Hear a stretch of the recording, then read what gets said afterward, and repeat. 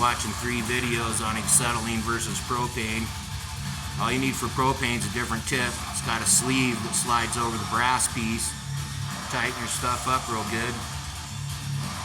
Nobody could learn how to light it. I mean, it was all the rage about mid-90s, and the same year it was the rage, it went away.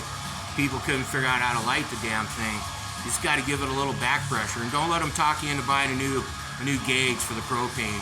And I asked that guy that. He's like, oh, you need a new gauge back then. So why? And he was like, well, the propane needs to be at least 15 psi. It's like, my acetylene gauge goes to 30 psi. Why can't I use that? Well, it's redline at 15 though.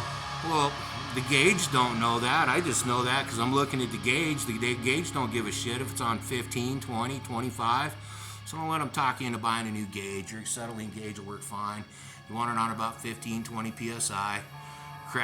Open your propane a little bit. You see how it's kind of pushed away from the tip. Go ahead and bring your oxygen in a little bit. Just going to push it away from the tip a little farther. Now just give it some back pressure as you dial it in.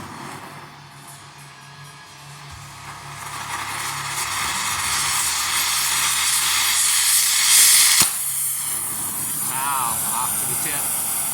So the reason propane's better for preheating and cutting thicker stuff, the scrap yards, once they get above like 3 inches that they gotta cut, they just switch to propane.